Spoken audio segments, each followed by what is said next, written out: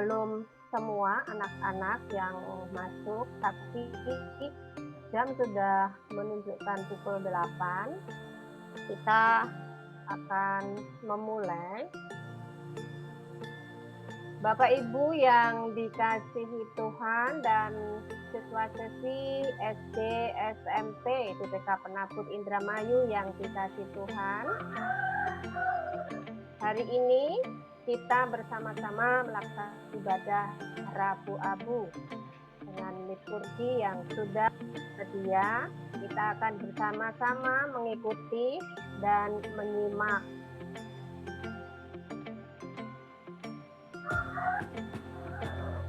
Kita akan mempersiapkan hati kita terlebih dahulu untuk masuk dalam ibadah ini.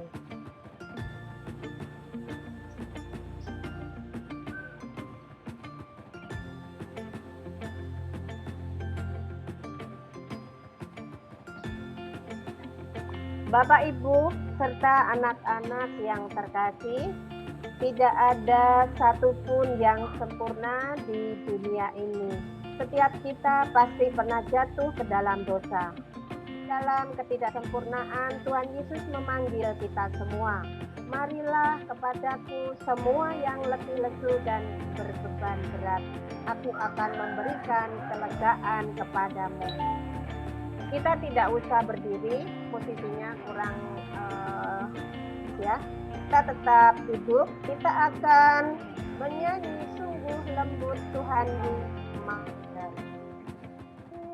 Duduk 1, 3.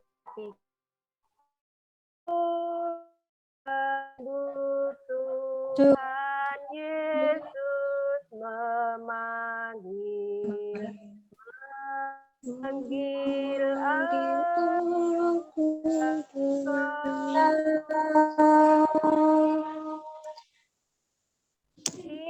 Dia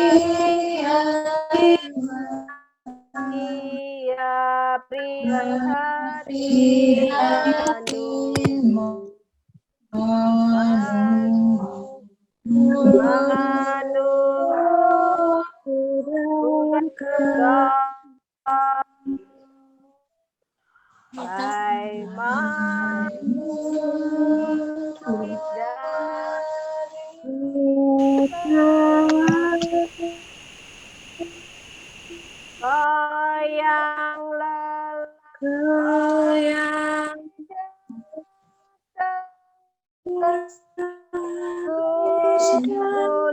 lembut Tuhan Yesus memanggil.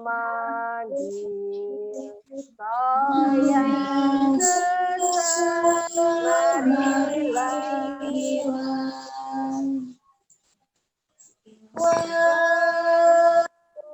serta kesempatan yang diberi aku dan kau.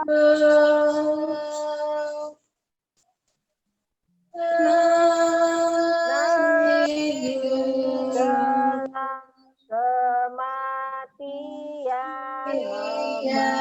membayar, mengajak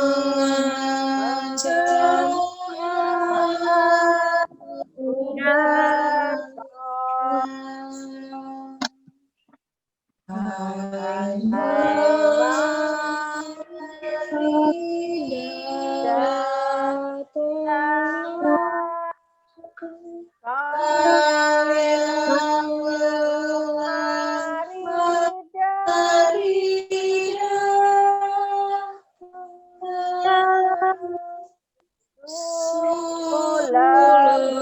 Tuhan Yesus memanggil. Kau yang sesat, marilah. Yesus berjanji memberikan kasih-Nya kepada aku dan kau. Ia mengampuni orang berdosa, seperti aku dan kau. Hai mari datanglah,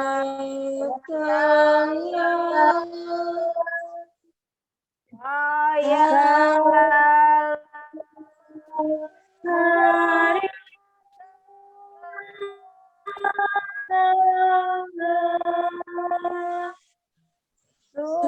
sungguh lembut Tuhan Yesus memanggil.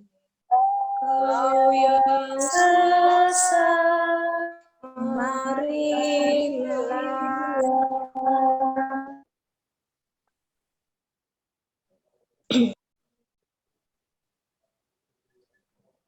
Pertolongan kita adalah dalam nama Tuhan yang menjadikan langit dan bumi.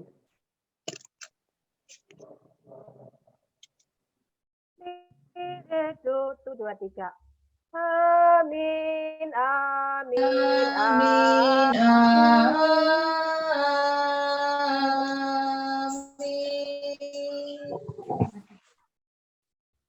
Tuhan beserta saudara. Dan beserta saudara juga.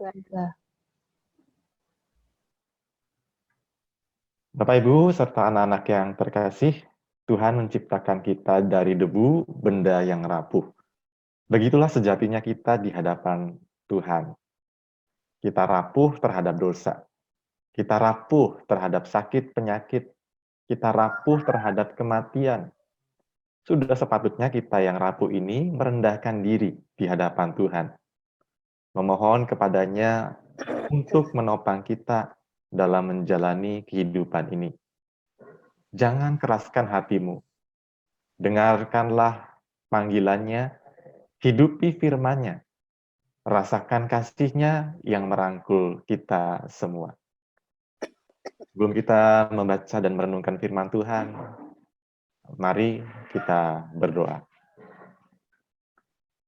Bapa yang Maha Murah, Bapa yang Maha Kasih, pada saat ini kami mengawali masa raya Paskah dengan ibadah Rabu Abu. Biarlah kiranya lewat permenungan dari firman Tuhan, kami semakin dibuat mengerti akan arti keberadaan kami dan juga apa yang Tuhan mau untuk kami kerjakan di tengah-tengah kehidupan ini. Bimbinglah kami ya Roh Kudus, berfirmanlah, kami siap untuk mendengarkannya. Di dalam nama Tuhan Yesus Kristus kami berdoa. Amin.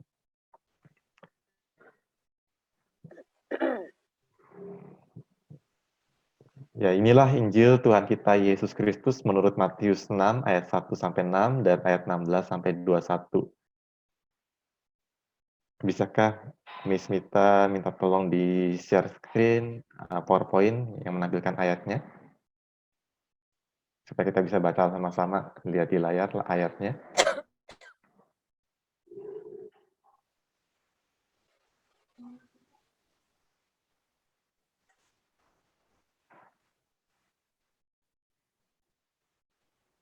Bisa di share screen nggak PowerPoint-nya? Miss Mita atau host? Oh, saya sendiri bisa ya? Sudah, oke. Baik, saya akan share.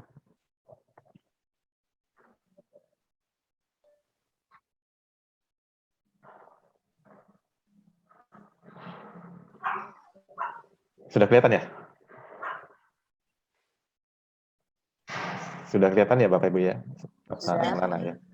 Ya, Matius 6 ayat 1-6 dan kemudian ayat yang 16-21. Ingatlah, jangan kamu melakukan kewajiban agamamu di hadapan orang supaya dilihat mereka. Karena jika demikian, kamu tidak beroleh upah dari Bapamu yang di sorga. Jadi, apabila engkau memberi sedekah, jangan engkau mencanangkan hal itu seperti yang dilakukan orang munafik di rumah-rumah ibadat dan di lorong-lorong, supaya mereka dipuji orang. Aku berkata kepadamu, sesungguhnya mereka sudah mendapat upahnya. Tetapi jika engkau memberi sedekah, jangan diketahui tangan kirimu apa yang diperbuat tangan kananmu. Hendaklah sedekahmu itu diberikan dengan tersembunyi, maka Bapamu yang melihat yang tersembunyi akan membalasnya kepadamu. Dan apabila kamu berdoa, janganlah berdoa seperti orang munafik.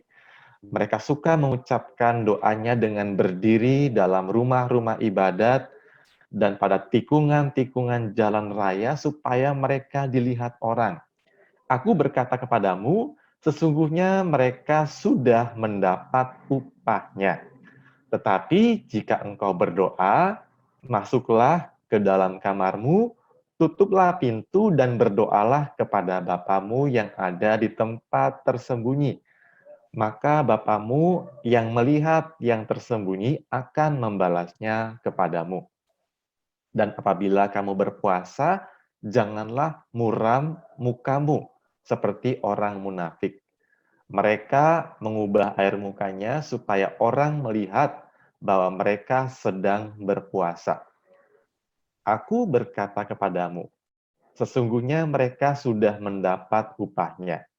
Tetapi apabila engkau berpuasa, minyakilah kepalamu, cucilah mukamu, supaya jangan dilihat oleh orang bahwa engkau sedang berpuasa, melainkan hanya oleh Bapamu yang ada di tempat tersembunyi.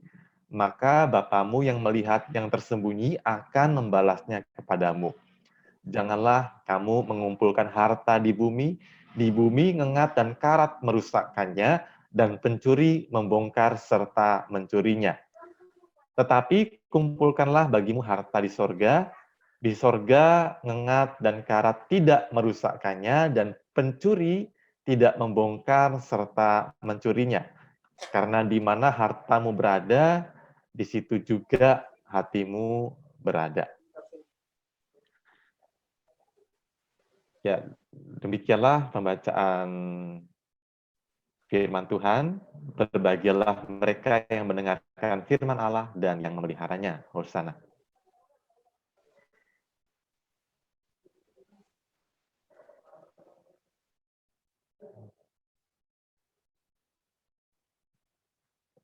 Ya baik, selamat pagi Ya. Bapak Ibu Guru dan juga selamat pagi anak-anak sekalian BPK Penabur Indramayu. Ya, hari ini kita memasuki masa hari Rabu Abu ya. Dengan suatu topik yaitu tentang kesalehan palsu. Tentang kesalehan palsu. Nah, kalau kita bicara soal palsu berarti ada yang asli. Katakanlah ini tangan kiri saya palsu. Berarti ada di sini, katakanlah contohnya di sini adalah tangan kanan saya adalah yang asli. Nah, sekilas kalau kita melihat contoh ya, kalau kita melihat katakanlah pakaian merek tertentu, merek yang terkenal. Ada pakaian merek terkenal yang asli tetapi ada yang palsu. Gimana caranya bisa tahu, kita tahu mana yang asli, mana yang tahu? Silakan anak-anak, ada yang mau jawab, silakan. Gimana caranya kalau kita lihat pakaian merek tertentu, ini asli, ini palsu, caranya bagaimana? Ada yang mau jawab? Silakan. Boleh di chat room bisa. Silakan siapa? Hazel, silakan Hazel. Dari detailnya, Pak. Biasanya yang palsu itu kayak ada yang berbeda. Oke, Hazel. Good ya, very good ya. Dari detailnya itu bisa berbeda. Contohnya apa? Jahitannya. Jahitannya biasanya kalau yang palsu itu kurang rapi. Tapi kalau yang asli, rapi banget. Kemudian kita bisa sentuh dari bahannya. Ya, dari bahannya. Kalau yang palsu itu tipis, mungkin mudah robek ya. Tetapi kalau yang asli itu meskipun tipis tapi bahannya itu kuat ya. Kemudian belum lagi kalau ada bordiran, pasti beda antara yang palsu dan asli. Kalau yang palsu ini bordirannya nggak rapi, tetapi kalau yang asli pasti rapi. Kalau di sablon juga bisa kerasa ya. Itu bicara soal pakaian. Nah, dari mana kita bisa tahu?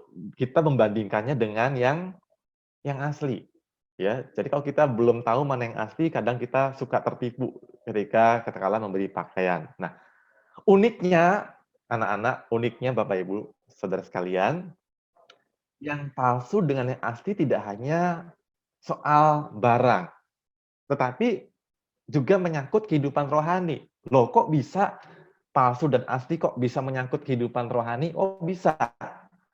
Dalam kehidupan beragama, gimana contoh kehidupan agama yang palsu dengan kehidupan agama yang asli? Gimana kita bisa membandingkannya? Nah, sekarang kehidupan agama. Kalau tadi kan gampang nih contohnya soal pakaian ya, ada pakaian yang palsu dan yang asli. Nah, sekarang soal hidup beragama. Kok ada hidup beragama yang palsu dengan kehidupan beragama yang asli? Atau bicara soal kesalehan katakanlah. Ada kesalehan yang palsu, ada kesalehan yang asli. Nah, sekarang gimana membedakannya? Ada yang mau jawab lagi? Silakan di chat room juga bisa ya, atau di angkat tangan dulu, raise hand, ya. Kemudian silakan jawab. Gimana caranya mengetahui kehidupan saleh yang asli dan yang palsu? Bisa di chat room, silakan. Di chat room ketik ya. Ayo ketik. Gimana cara membedakannya? Kalau tadi dari detail kata Hazel ya, soal pakaian. Nah, sekarang kehidupan agama. Gimana caranya bisa mengetahui mana yang asli, mana yang palsu? Chat room, silakan dibuka, silakan anak-anak, silakan Bapak Ibu guru juga boleh menjawab atau angkat tangan, raise hand, kemudian menjawab. Ayo, ayo. Belum ada yang chat room nih. Gimana caranya? Kalau tadi kan pakaian lewat detailnya. Nah, kalau kehidupan agama, gimana caranya bisa mengetahui mana yang palsu, mana yang asli?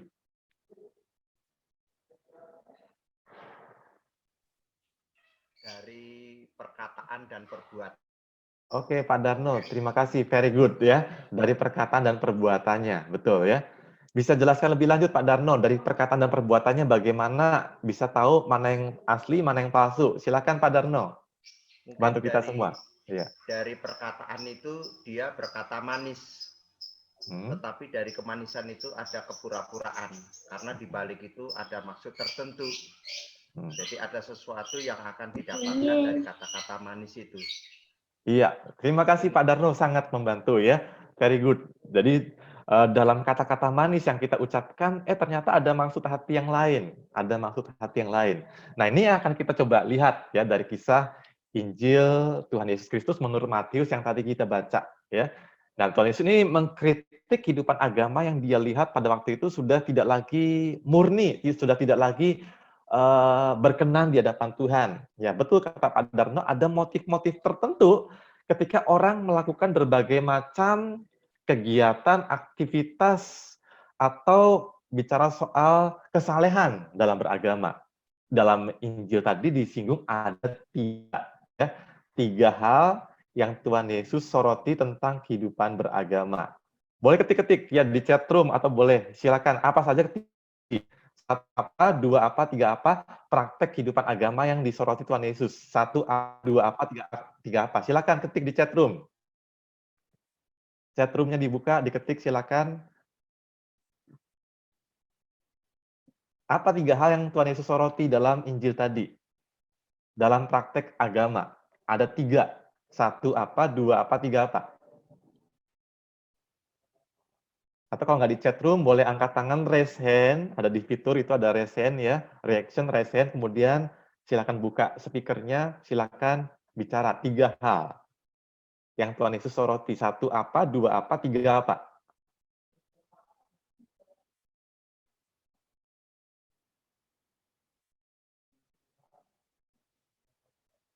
Ayo, ayo, silakan. Di chat room atau raise hand, anak-anak. Lalu sebutkan tiga hal. Bisa juga dibantu oleh Bapak Ibu Guru. Satu apa, dua apa, tiga apa yang disoroti Tuhan Yesus dalam bacaan tadi. Praktek kesalehan apa yang Tuhan Yesus soroti.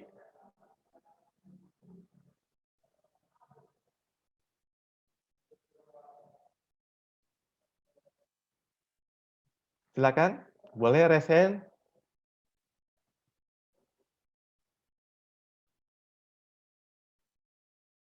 Ini ada 57 partisipan, banyak sekali nih ya. Silakan. Tiga hal apa yang Tuhan Yesus soroti?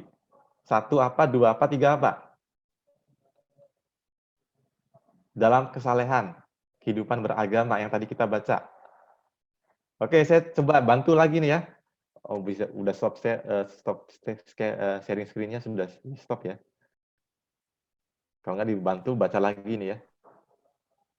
Ya, saya Pak. Boleh, ya. Bu Prapti, silakan. Ya, yang pertama dalam hal memberi sedekah. Oke. Dalam Ya. dalam hal berpuasa, yang kedua dalam hal berdoa, yang ketiga dalam hal berpuasa. Itu yang disoroti Tuhan Yesus. Oke, terima kasih. Very good ya. Terima kasih Bu Prapti ya. Jadi dalam hal bersedekah, dalam hal bersedekah ya, dalam hal berdoa, dalam hal berpuasa. Ya, 3 hal ini yang Yesus soroti. Dan ketiga hal ini anak-anak semuanya adalah praktek kehidupan agama yang umum yang dilakukan, yaitu memberi sedekah, berdoa, berpuasa. Kenapa Yesus bicara soal hal itu? Karena dia melihat ada orang-orang yang memberikan sedekah, ya. Dan Yesus ilustrasikan dengan tangan kiri, tangan kanan, ya. Apa yang diperbuat tangan kirimu, ya, jangan diketahui oleh tangan kananmu. Ini katakanlah tangan kiri. Tangan kiri melakukan sesuatu kebaikan, ya, nolong orang, ya, kasih bantuan, katakanlah kepada orang yang kesusahan, ya. Ini nggak boleh tahu nih, ya. Tangan kanan nggak usah tahu, ya. Maksudnya apa? Ada maksudnya, yaitu supaya apa? Ya, supaya yang dilakukan ini tidak usah dalam arti ya pamer kesalehan, tidak usah dalam arti buat pengumuman besar-besar, oh ini lakukan sedekah. Karena pada waktu itu, anak-anak, pada waktu itu para pemuka agama, ahli-ahli Taurat, orang-orang Farisi suka mengumpulkan banyak orang ketika memberikan sedekah. Caranya gimana? Mereka punya lonceng. Lonceng, kemudian leneng-leneng-leneng gitu ya, kemudian dikumpulkan orang-orang itu. Kemudian apa? Mereka kemudian membagi-bagi sedekah. Dan orang akan lihat, oh baik sekali, saleh sekali, dia orang yang baik, dia orang yang suka bagi-bagi sedekah. Itu yang Yesus kritik. Yang kedua soal berdoa. Betul, tadi berdoa ya. Orang-orang Farisi, ahli-ahli Taurat pada zaman Tuhan Yesus suka berdoa selain di rumah ibadat, ada juga di tikungan-tikungan jalan. Di pasar-pasar, pakai apa? Jubah keagamaan. Dan mereka suka mengucapkan doanya secara lantang, panjang. Tujuannya apa? Supaya dilihat orang, didengar orang. Oh, itu orang berdoa, saleh sekali. Oh, itu orang dekat sama Tuhan. Itu orang baik sekali secara keagamaan, ya. Itu yang Yesus kritik. Mereka mendapatkan puja-puji dari orang lain. Berdoa tetapi motifnya lain, bukan hatinya terarah pada Tuhan tetapi demi mendapatkan apa? Puja-puji, pengakuan dari orang lain, ya motifnya salah. Dan yang terakhir, yang ketiga tadi apa? Bersedekah, berdoa, berpuasa. Nah, dalam berpuasa pun mereka suka apa? Dikatakan mereka suka mengubah air mukanya. Ini sedang berpuasa, ya semakin hebat, dibuat menderita, mukanya semakin memprihatinkan, oh semakin saleh. Dan ini yang Tuhan Yesus soroti. Dan Tuhan Yesus kritik, ya kalau kamu berpuasa, jangan tahu, orang lain tidak usah tahu kalau kamu sedang puasa. Ya, minyakilah apa? Kepalamu, ya, cucilah mukamu supaya apa? Jangan orang lain lihat bahwa engkau sedang berpuasa. Cukup itu urusan kamu dengan Tuhan saja, kata Tuhan Yesus, ya. Jadi di sini dewasa ini juga hal ini juga bisa nampak dalam berbagai hal. Ya. Bisa di sekolah, ya. Kita apa? Kita melakukan sesuatu tujuannya apa? Supaya dipuja-puji orang, supaya mendapatkan pengakuan. Ini satu hal yang terjadi juga di zaman sekarang, dan saya pikir juga ini ada dalam diri setiap orang, ya. Orang ini butuh yang namanya pengakuan dari orang lain, puja-puji dari orang lain, ya, atau appreciate, ya, atau penghargaan dari orang lain.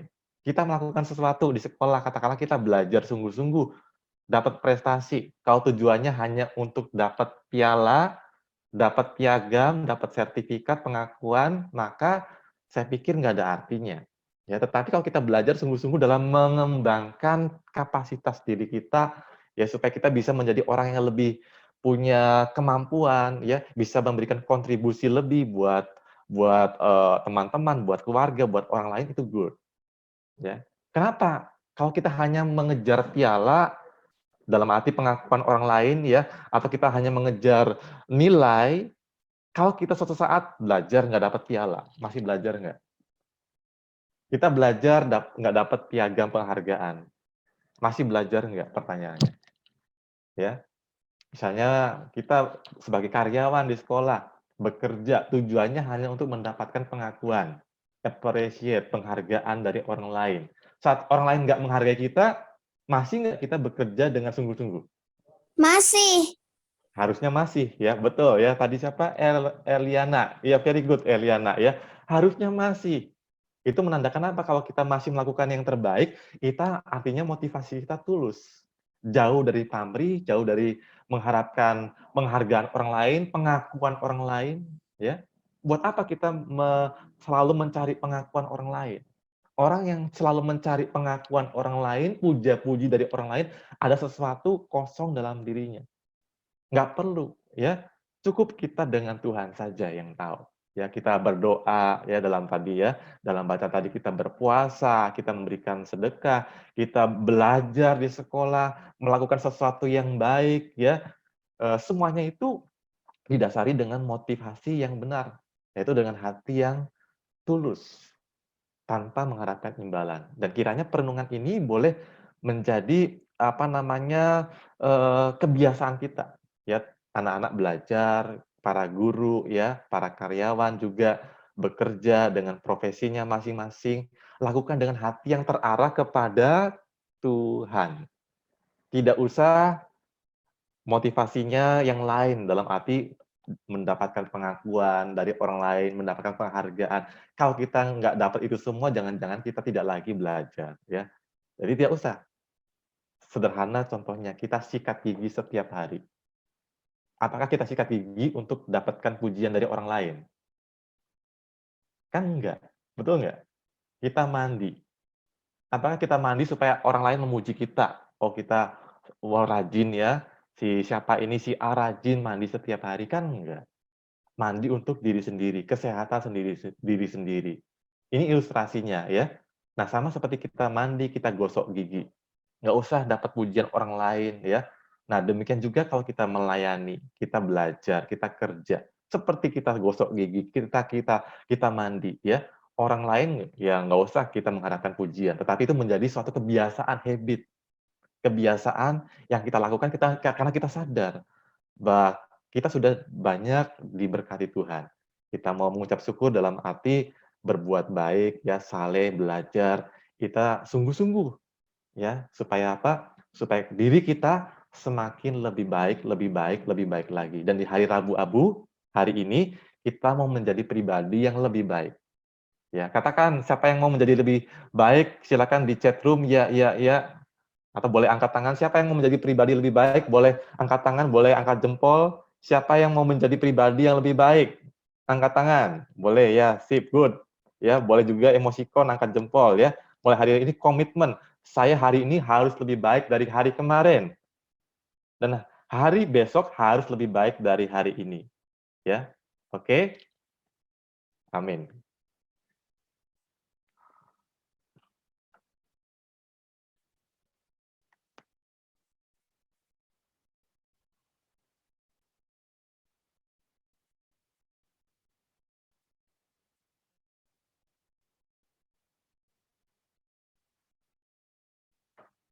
Mari kita bersama-sama berdoa mengakui dosa-dosa kita.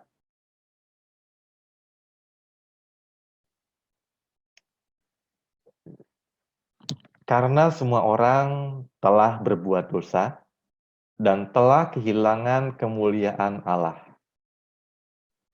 Maka marilah dengan kerendahan hati kita mengakui kesalahan di hadapan Tuhan.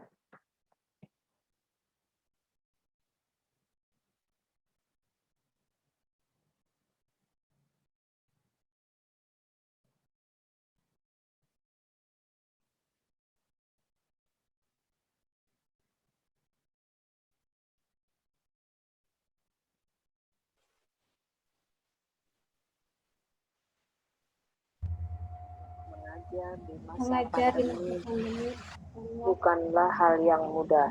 Jatuh bangun kami rasakan dalam melakukan tugas kami.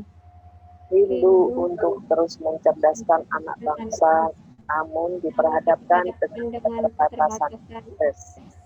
Kami kadang terbawa emosi karena situasi yang terjadi di kelas online kami. Padahal kami harus konsentrasi, mengajar, dan tidak mengabaikan murid-murid yang lain. Kami sering mengeluh saat murid-murid mengabaikan tugas yang kami berikan. Padahal kami seharusnya mengayomi. Kami merasa terabaikan saat nasihat dan sapaan kami tidak didengarkan. Padahal kami lupa akan panggilan kami untuk terus menyemangati siswa-siswi. Ampunilah dan kasihanilah kami ya Tuhan.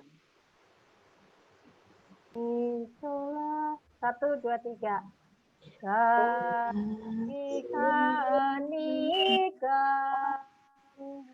ya Tuhan.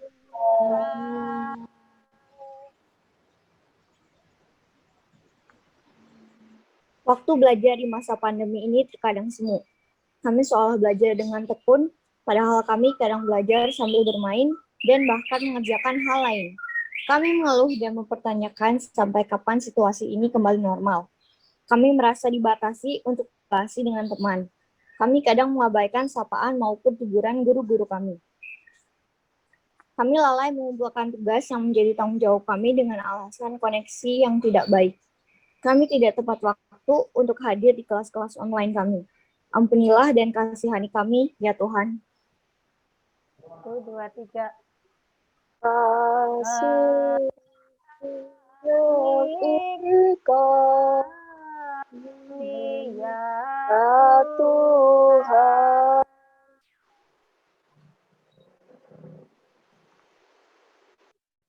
Kami telah berkomitmen merawat kehidupan, bahkan telah mewartakannya. Secara khusus di masa pandemi COVID-19 ini. Namun terkadang kami bahkan abai memakai masker, menjaga jarak, sehingga justru dapat mengancam kehidupan sesama kami. Kami percaya akan pemeliharaan Tuhan, namun terkadang kami gentar berbagi, karena takut kehabisan. Ampunilah dan kasihani kami, ya Tuhan. Kasihani kami ya Tuhan. Allah Bapa yang rahimi, kami terkadang menutup hati, mata, dan telinga, lari dari panggilan Sang Cinta agar kami berbalik arah, berlutut dan berserah, mengakui dosa, dan berusaha untuk berubah. Sebab kami tahu jalannya tidak mudah. Namun, biarlah abu yang akan dioleskan ini mengingatkan kami akan hakikat diri, bahwa kami berasal dari debu dan akan kembali jadi debu. Hidup kami sementara, dan kelangsungannya hanya bergantung pada kebaikan hati Allah. Mampukan kami, Tuhan, untuk berani dan berusaha memperbaiki diri dalam pertobatan yang sejati. Amin. Kita berasal dari debu yang mengingatkan kerapuhan kita, dan kita pun akan kembali menjadi debu. Bagi kita yang mau menyatakan pertobatannya di hadapan Allah dan sesama, di sekolah maupun di rumah, marilah kita menorehkan abu di dahi kita masing-masing sambil mengatakan, aku adalah debu dan akan kembali menjadi debu. Silakan anak-anak, para guru mengambil abu, menorehkan abu di dahi masing-masing sambil mengatakan, aku adalah debu dan akan kembali menjadi debu. Aku adalah Aku debu adalah dan akan debu kembali dan menjadi akan kembali debu. menjadi debu.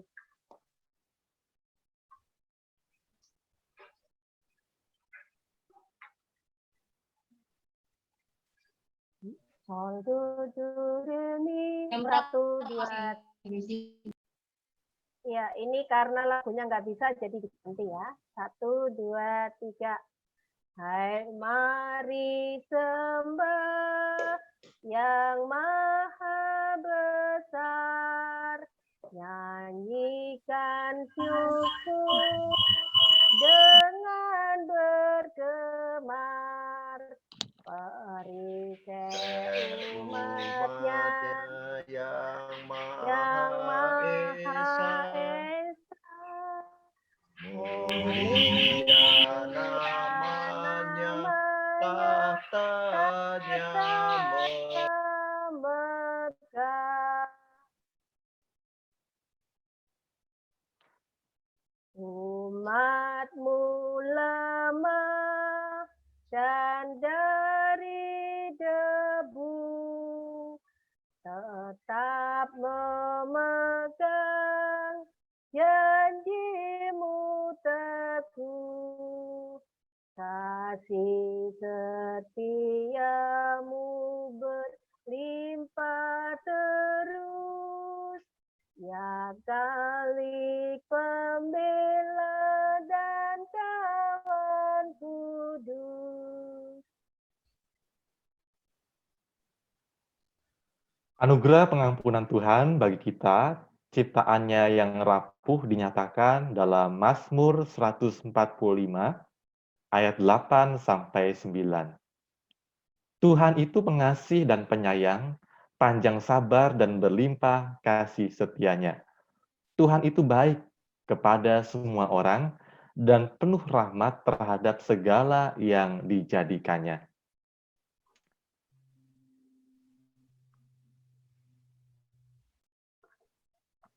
Maka singkapkanlah topeng rohani kita, lakukan firman Tuhan dengan tulus hati sebagai ungkapan syukur, bukan demi mendapat pujian.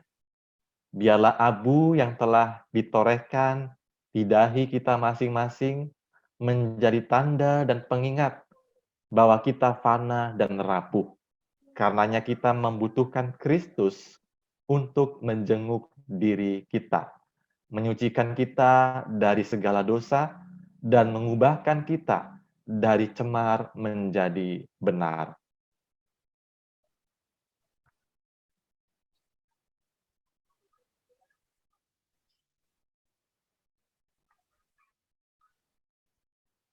Oh Allahku, 1, 2, 3. Oh Allahku, jenguklah diriku. Ujilah hati dan pikiranku.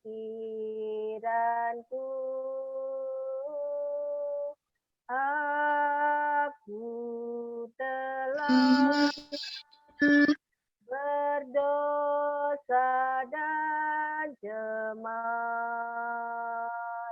Sucikan dan jadikanku benar.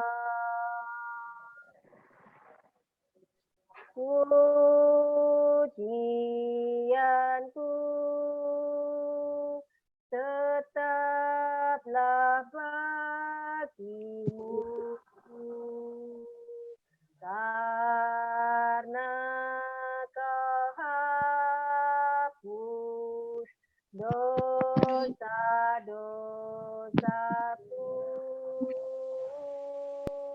Nyatakanlah firman-Mu yang kudus, agar ku junjung nama-Mu terus.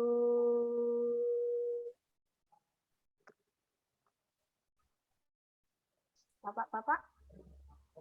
Ya Tuhanku, hidupku terimalah, kasih yang murni, oh curahkanlah, tak bukan dendam dan nafsu, biarlah kau tetap di hatiku.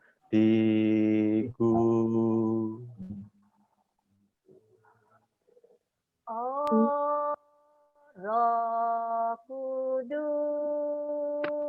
bangkitkan jiwaku. Mari berkarya dalam hidupku. Firman-Mu-lah tumpuan yang teguh, dan ku dapatkan rahmat-Mu, Tuhan-Mu.